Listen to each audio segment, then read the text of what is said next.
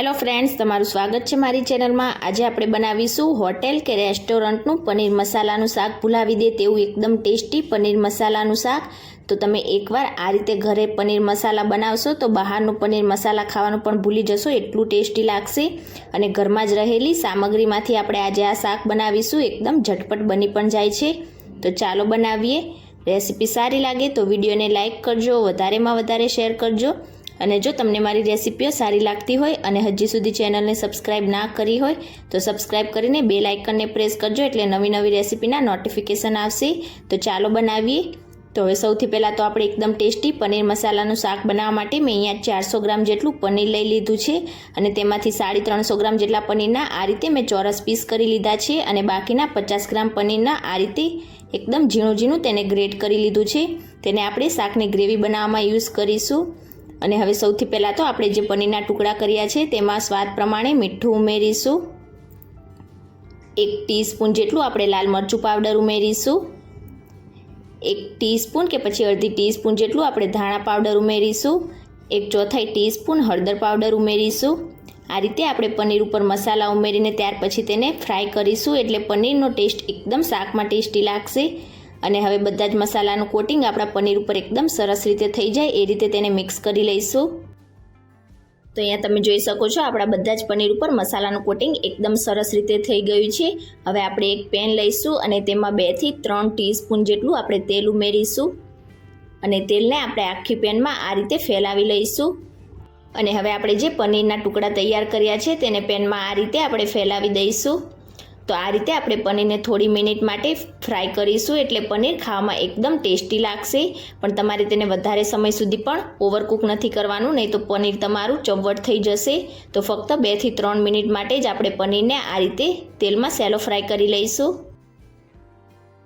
તો બિલકુલ આ જ રીતે મેં બધા પનીરને પેનમાં ગોઠવી દીધા છે અને હવે નીચેથી હલકા ફ્રાય થઈ જાય એટલે આપણે આ રીતે તેને પલટીને બધી બાજુથી ફ્રાય કરી લઈશું। તો લગભગ પનીરને કૂક થતાં 2 થી 3 મિનિટ જેવો સમય થઈ ગયો છે અને બધી બાજુથી આપણું પનીર એકદમ સરસ રીતે કૂક થઈ ગયું છે। તો આનાથી વધારે આપણે તેને બિલકુલ પણ ફ્રાય નહીં કરીએ। તો હવે ગેસની ફ્લેમ આપણે ઓફ કરી દઈશું અને પનીરને આપણે સાઈડ ઉપર રાખીશું અને હવે આપણે શાક બનાવીશું। તેના માટે આપણે ગેસ ઉપર એક કડાઈ રાખીશું અને હવે તેમાં 2 થી 3 ટેબલ સ્પૂન જેટલું તેલ ઉમેરીશું અને તેલને સારી રીતે ગરમ થવા દઈશું। તેલ સરસ ગરમ થઈ જાય એટલે 1 ટીસ્પૂન જીરું ઉમેરીશું અને જીરાને સારી રીતે ફૂટવા દઈશું। જીરું સરસ ફૂટી જાય એટલે તેમાં 1 તમાલપત્ર ઉમેરીશું, 1 તજનો ટુકડો ઉમેરીશું, 2 થી 3 નંગ આપણે લવિંગ ઉમેરીશું અને 2 નંગ આપણે લીલી એલાયચી ઉમેરીશું અને બધા મસાલાને આપણે હલકું સતળાવા દઈશું। મસાલા હલકા સતળાઈ જાય એટલે તેમાં 1 કપ જેટલી ઝીણી કટ કરેલી ડુંગળી ઉમેરીશું। મિક્સ કરી દઈશું સારી રીતે અને ડુંગળીનો હલકો કલર ટ્રાન્સફરન્ટ થાય ત્યાં સુધી આપણે તેને સાતળીશું। તો અહીંયા ડુંગળીને વધારે પડતી બ્રાઉન નથી કરવાની, ફક્ત તેનો હલકો કલર ટ્રાન્સફરન્ટ થઈ જાય ત્યાં સુધી જ આપણે તેને સાતળીશું। તો લગભગ થોડીક જ વારમાં તમે જોઈ શકો છો આપણી ડુંગળીનો હલકો કલર ટ્રાન્સફરન્ટ થઈ ગયો છે। તો હવે તેમાં બાકીની સામગ્રી ઉમેરીશું। 1 સૂકું લાલ મરચું ઉમેરીશું અને 1 ટેબલ સ્પૂન જેટલી આપણે આદુ, લસણ અને લીલા મરચાંની પેસ્ટ ઉમેરીશું। તો આ રીતે મેં તેને અધકચરી વાટીને લઈ લીધી છે એટલે તેનો ટેસ્ટ એકદમ સરસ લાગશે। મિક્સ કરીશું અને તેને પણ આપણે 1 મિનિટ માટે મીડિયમ ગેસની ફ્લેમ પર સાતળીશું। તો આદુ, લસણ અને મરચાંની પેસ્ટ એકદમ સરસ રીતે સતળાઈ જાય એટલે હવે તેમાં આપણે બાકીના મસાલા ઉમેરીશું। 1 ટીસ્પૂન કાશ્મીરી લાલ મરચું પાવડર ઉમેરીશું, તેનાથી આપણા શાકનો કલર એકદમ સરસ આવશે।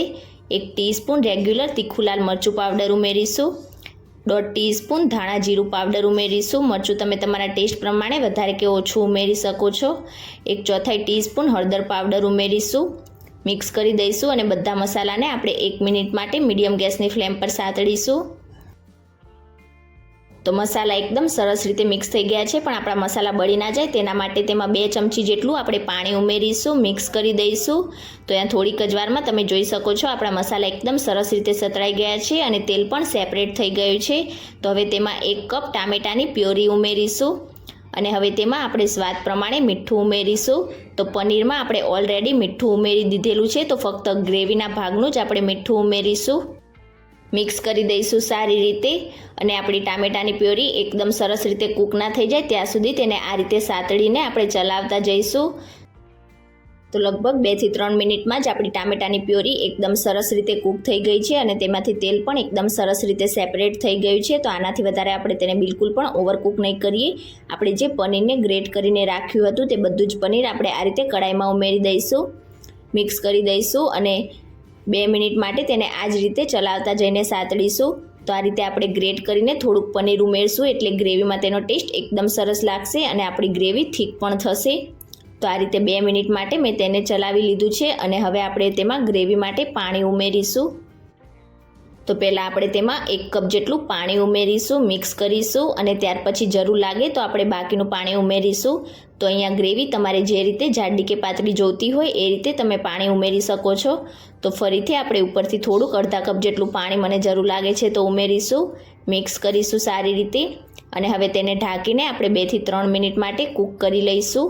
એટલે આપણે જે પનીર ગ્રેટ કરીને ઉમેરેલું છે તે એકદમ સરસ રીતે ગ્રેવી સાથે મિક્સ થઈ જશે અને કૂક પણ થઈ જશે. તો લગભગ 2 થી 3 મિનિટ જેવું થઈ જાય એટલે આપણે ઢાંકણ ખોલીને ગ્રેવીને એકવાર સારી રીતે મિક્સ કરી લઈશું. તો અહીંયા તમે જોઈ શકો છો આપણી ગ્રેવી એકદમ સરસ રીતે પરફેક્ટ થઈ ગઈ છે અને આપણે જે પનીર ઉમેરેલું છે ગ્રેટ કરીને તે પણ એકદમ સરસ રીતે કૂક થઈ ગયું છે. તો હવે જે પનીરને આપણે સેલો ફ્રાય કરીને તૈયાર કર્યું હતું તે તેલ સહિત આપણે બધું જ કડાઈમાં ઉમેરીશું, મિક્સ કરી દઈશું સારી રીતે અને ગેસની ફ્લેમ આપણે મીડિયમ રાખીશું. પનીર ગ્રેવી સાથે સારી રીતે મિક્સ થઈ જાય એટલે ઉપરથી આપણે 1 ટેબલ સ્પૂન જેટલી કસૂરી મેથીને ક્રશ કરીને હાથેથી ઉમેરીશું. આ રીતે થોડી કસૂરી મેથી આપણે ઉમેરશું એટલે શાકમાં તેનો ટેસ્ટ એકદમ સરસ લાગશે. મિક્સ કરી દઈશું સારી રીતે અને ફરીથી આપણે ઢાંકીને ફક્ત 1 થી 2 મિનિટ માટે શાકને કૂક કરી લઈશું.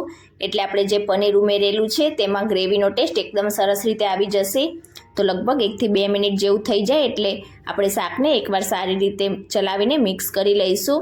તો અહીંયા તમે જોઈ શકો છો આપણી શાકની ગ્રેવી એકદમ પરફેક્ટ થઈ ગઈ છે અને તેલ પણ એકદમ સરસ રીતે સેપરેટ થઈ ગયું છે. તો આનાથી વધારે આપણે શાકને હવે ઢાંકીને બિલકુલ પણ ઓવરકૂક નહીં કરીએ. ઉપરથી આપણે અડધી ટીસ્પૂન ગરમ મસાલો ઉમેરીશું. તમે ગરમ મસાલાની જગ્યાએ કિચન કિંગ મસાલાનો ઉપયોગ પણ કરી શકો છો.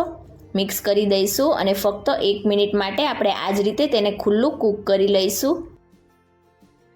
બિલકુલ આ જ રીતે મેં ખુલ્લું ફક્ત 1 મિનિટ માટે તેને કૂક કરી લીધું છે અને તમે જોઈ શકો છો આપણે શાકની ગ્રેવી એકદમ પરફેક્ટ છે અને આપણું શાક પણ એકદમ પરફેક્ટ રીતે બનીને તૈયાર થઈ ગયું છે. તો ઉપરથી ફ્રેશ ઝીણા કટ કરેલા લીલા ધાણા ઉમેરીશું, મિક્સ કરીશું અને ગેસની ફ્લેમ ઓફ કરીને આપણે ગરમા ગરમ પનીર મસાલાના શાકને સર્વિંગ કડાઈમાં સર્વ કરીશું. તો આ શાકને તમે રોટલી, પરાઠા કે પછી નાન સાથે સર્વ કરી શકો છો. બહુ જ ટેસ્ટી લાગશે. તમે એકવાર આ રીતે ઘરે પનીર મસાલા બનાવશો તો હોટલ કે રેસ્ટોરન્ટનું પર પનીર મસાલા ખાવાનું ભૂલી જશો, એટલું ટેસ્ટી લાગશે અને ઘરમાં જ રહેલી સામગ્રીમાંથી તમે એકદમ ઝડપથી બનાવીને તૈયાર પણ કરી શકો છો.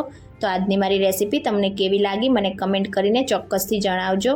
રેસીપી સારી લાગી હોય તો વિડીયોને લાઇક કરજો, વધારેમાં વધારે શેર કરજો અને ચેનલને સબસ્ક્રાઇબ કરીને બેલ આઇકનને પ્રેસ કરજો એટલે નવી નવી રેસીપીના નોટિફિકેશન આવશે. Thank you for watching.